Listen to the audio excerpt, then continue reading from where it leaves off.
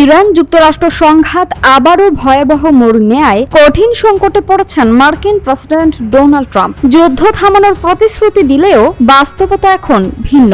ভেঙে পড়েছে ভঙ্গুর যুদ্ধবিরতি। পাল্টাপাল্টি হামলায় মধ্যপ্রাচ্য জুড়ে আবারও ছড়িয়ে পড়েছে উত্তেজনা। ফলে চাইলেই এই সংঘাত থেকে সরে দাঁড়ানোর সুযোগ পাচ্ছেন না ট্রাম্প।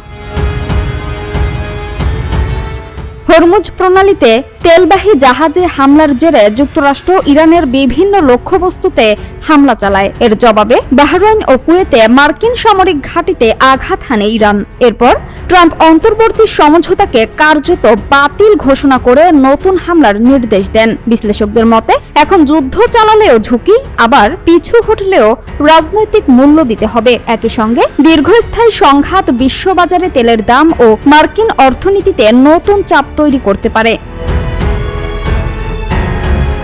বিশেষজ্ঞদের ধারণা, সামরিক চাপের মাধ্যমে ইরানকে আলোচনার টেবিলে ফিরিয়ে এনে পারমাণবিক কর্মসূচিতে ছাড় আদায়ই ছিল ট্রাম্পের মূল লক্ষ্য। কিন্তু ইরান সহজে সেই পথে হাঁটবে না বলেই মনে করছেন তারা।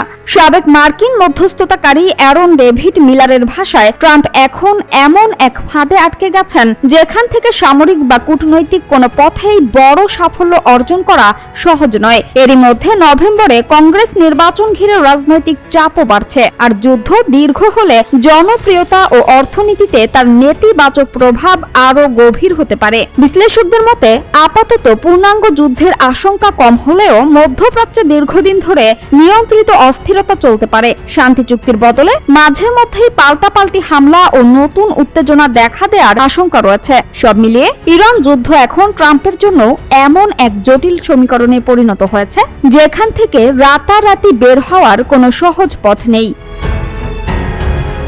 সামিয়া সুলতানা, ঢাকা ওয়াচ।